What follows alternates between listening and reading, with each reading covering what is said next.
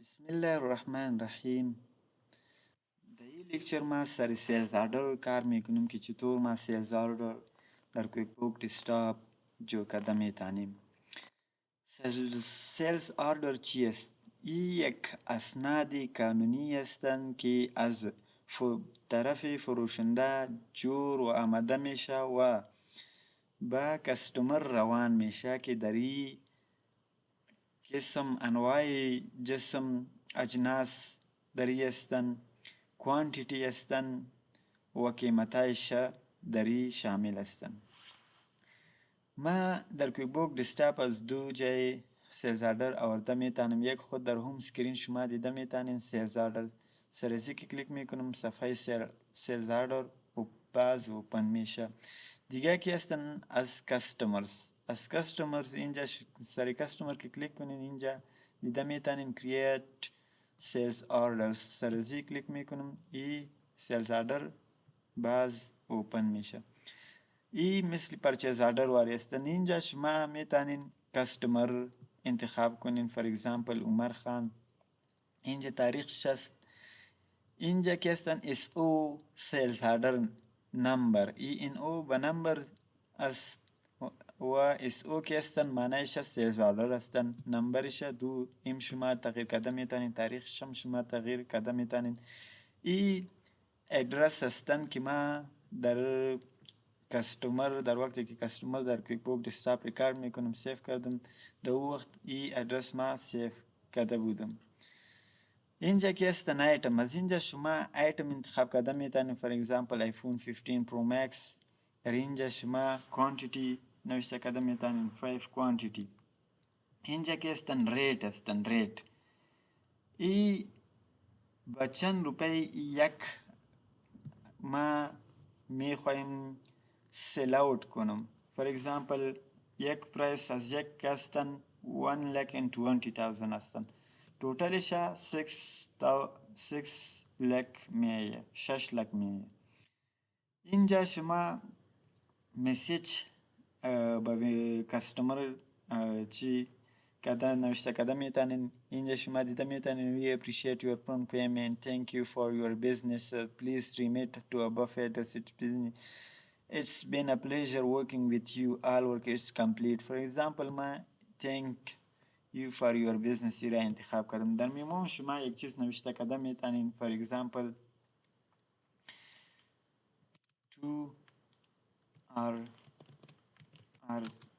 black and 3 are red colors. در اینجا در دیسکریپشن شما یک چیز کتش اضافه کرده میتونیم. for example 3 has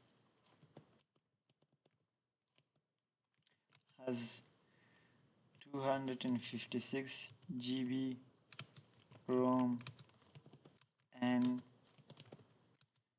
2 has 500 GB. اینجا که سیف انکلوز کردم این سیف و صفحه گم میشه. اگر سیف نیو سرش کلیک کردم این سیف میشه و صفحه چی میشه واپس میایه. اگر در اینجا که هستن شما سیف از پی دی اف میخواین را سیف سیلز آردر که سرش کلیک کردی سیف میشه. سیف از پی دی اف سرزی که کلیک کردی در کویک بوک سیف میشه.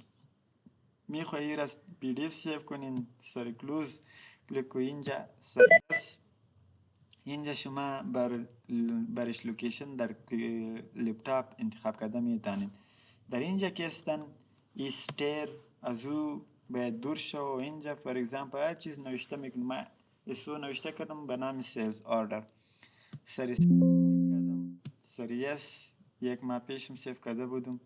در اینجا شما دیده میتونین در سکرین اسو ایرا که اوپن کردین ای چی هستن فرمت سیلز آردر که ما جور کردیم. کلش دیتیل ادرس ایتم و هر چیز ری نوشته هستن. در آخر شما دیده میتونین thank you for your business و total amount شست. ای سیف شد. اگر میخوایی ای را پرینت کنین سر پرینت و پریویو کلیک سری اوکی باز کلیک میکنیم. اینجا شما دیده میتونین ای بر ما پریویو کرد. اینجا که سری پرینت کلیک کنین ای پرینت میشه که اگر در وقت کامپیوتر با پرینتر وصل باشه. اگر میخواهید در ایمیل روان کنید سری ایمیل کلیک کنید. اینجا سیلز آردر سرزی که کلیک کنید. ما ایمیل عمر خان آلردی سیف کرده بودم ای کلش ما بر ایمیل چی شد در ایمیل آمد. شما دیده میتونید این سیلز آردر اینجا که نمبر 2 او فرام ای بی سی کمپانی کلش دیتیل نوشته شده. شما میتونید سر سین کلیک کنید ای با عمر در ایمیل میره. اگر میخواهید نیو سیلز آردر اوپن کنید از اینجا شما نیو سر نیو که کلیک کنید نیو اوپن کرده میتونید. اگر میخواهید سیلز آردر واپس دیلیت کنید سر ریپورت کلیک. اینجا سیلز هستن. اینجا میگه سیلز آردرز بای کستمر سیلز آردر بای ایتم. هر کدام شما میتونین ایرا دیلیت کنین. فور ایگزامپل ما سیلز آردر بای کستمر اینجا آمد ای یک سیلز آردر نمبر دوم هستن. ما سرش دبل کلیک میکنیم. اینجا شما دیده میتونین واپس ما را در سیلز آردر آورد. اینجا سر دیلیت کلیک و سر اوکی کلیک کنم ای دیلیت میشه. واپس شما رپورت دیده میتونین که اینجا هیچ چیزم نیست.